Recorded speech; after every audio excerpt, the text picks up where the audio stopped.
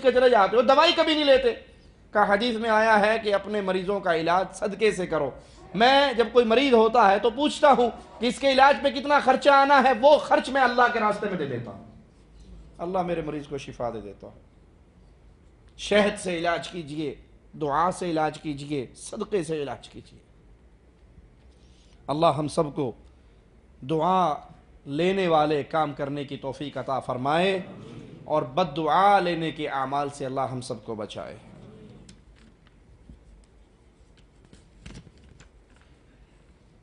کیا کھانے پر فاتحہ دینا قرآن و حدیث سے ثابت ہے؟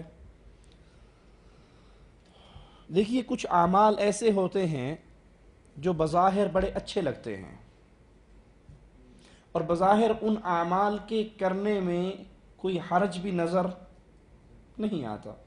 اسی قبیل میں سے ایک عمل یہ بھی ہے, کھانا سامنے رکھ کے سورۃ فاتحہ پڑھنا, چاروں قل پڑھنا, آیت الکرسی پڑھنا. بظاہر اس میں کوئی حرج نظر نہیں آتا, اچھا ہی کام لگتا ہے. گانے تو نہیں گا رہے نا, گالیاں تو نہیں دے رہے نا, کھانا رکھ کے سورۃ فاتحہ پڑھ رہے ہیں, چاروں قل پڑھ رہے ہیں.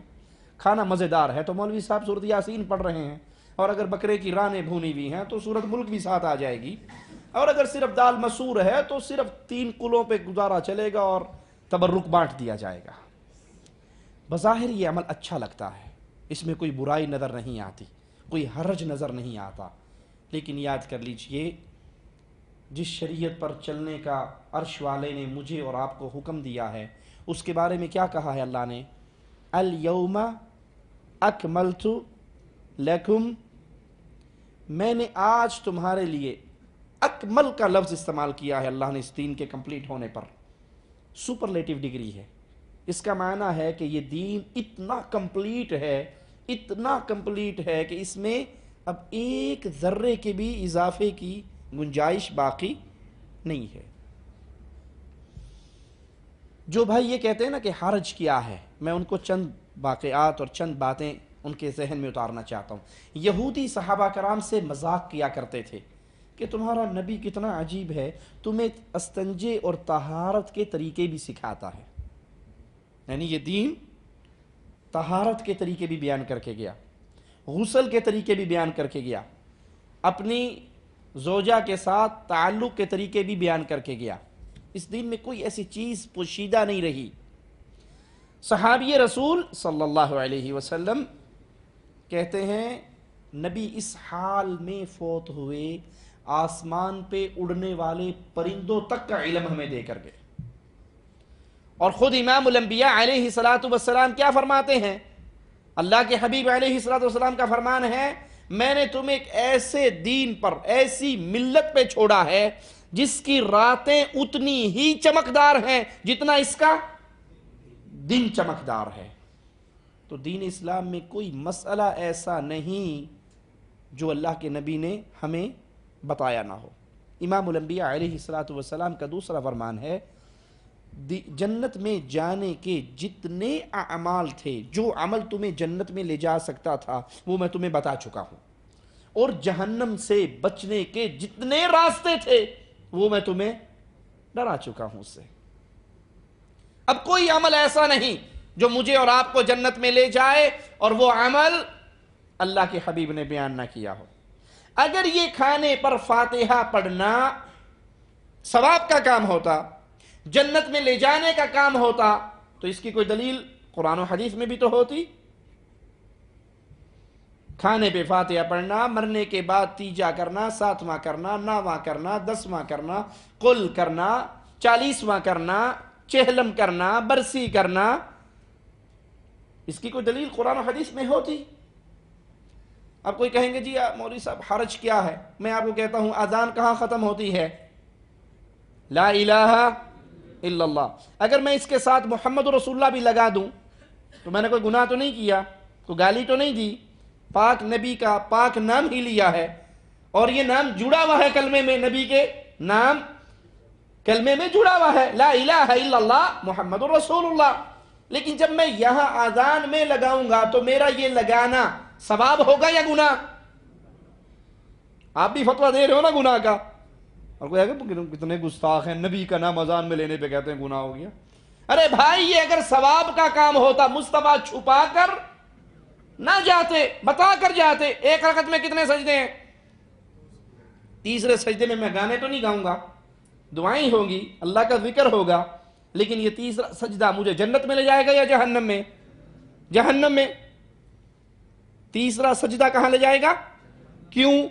اگر یہ دین ہوتا تو مصطفیٰ، حضرت علی نے ایک نمازی کو دیکھا عید والے دن عید گاہ میں عید کی نماز سے پہلے نفل پڑھ رہا، عید گاہ میں عید کی نماز سے پہلے نفل پڑھ رہا۔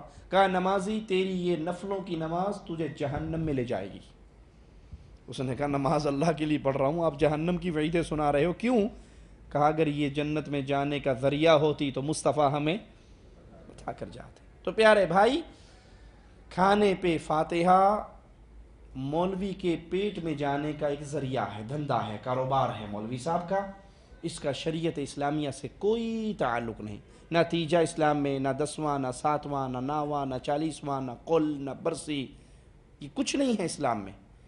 لیکن غربت زیادہ ہے، فقیری زیادہ ہے، ٹھیک ہے، مولوی کھا کھا کے ہڈ حرام ہو چکے ہیں، اب وہ کہتے ہیں کام شام کرنا تے اوکھی گل ہے، ایویں گزارا کر لو۔ جا رہا ہوں گھر، انڈیا، یو پی اور دہلی 2 دن رکنا ہے، ایسی حالت میں نماز قصر کرنا ہے یا پوری پڑھنا ہے؟ جبکہ گھر دہلی سے 700 کلومیٹر دور ہے۔ جہاں آپ کا گھر ہے آپ وہاں پر جائیں گے تو آپ پوری نماز پڑھیں گے، اور جہاں آپ نے گھر میں رکنے کے بعد اپنے دوستوں کو ملنے، عزیزوں کو ملنے کے لیے سفر کرنا ہے، وہاں پہ انشاءاللہ قصر کریں گے۔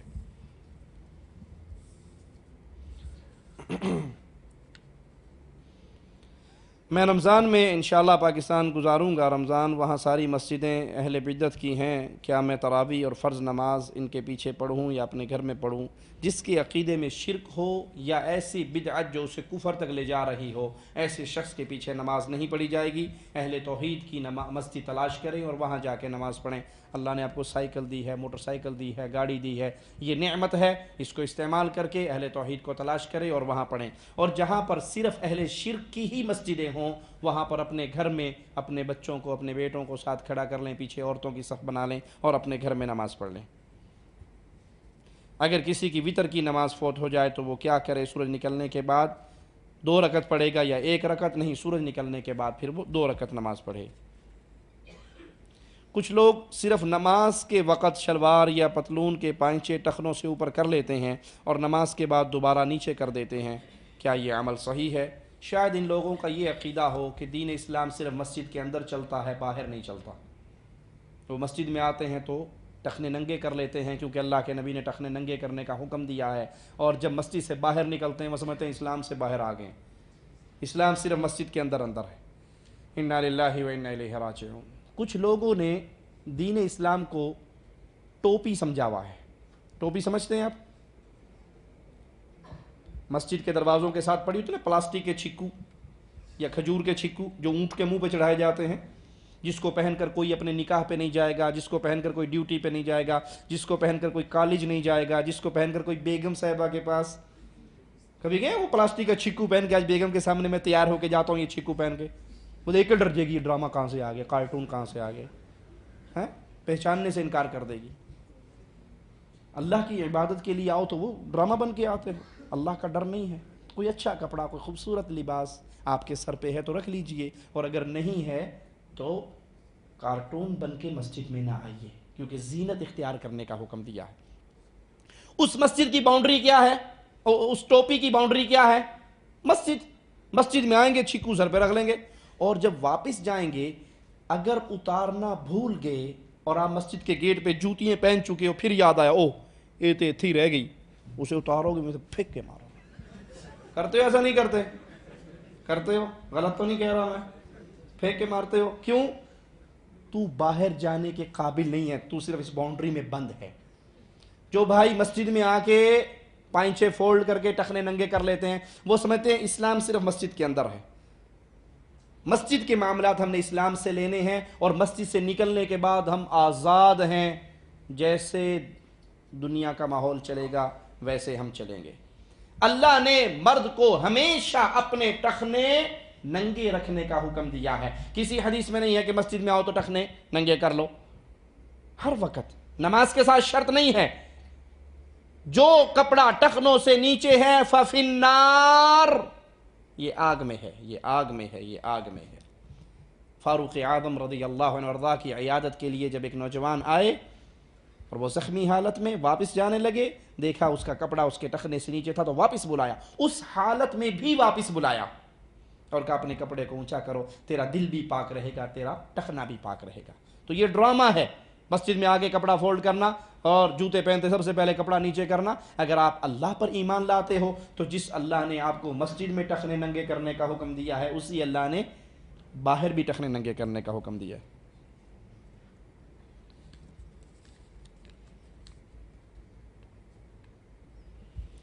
عیسائیوں کے ساتھ کھانا جائز ہے یا نہیں؟ میں پہلے بیان کر چکا کہ اہل شرک اور اہل کفر کے ساتھ اس نیت سے ان کی دعوتیں کرنا، ان کے ساتھ تعلق بڑھانا کہ ہم اسلام کی دعوت عام کریں گے، ان تک پہنچائیں گے، انہیں اسلام میں داخل کرنے کی کوشش کریں گے، تو یہ عمل درست ہے۔ ویسے ان کے ساتھ دوستیاں، محبتیں، دل کا پیار اہل شرک اور اہل کفر کے ساتھ اہل ایمان کا نہیں ہو سکتا۔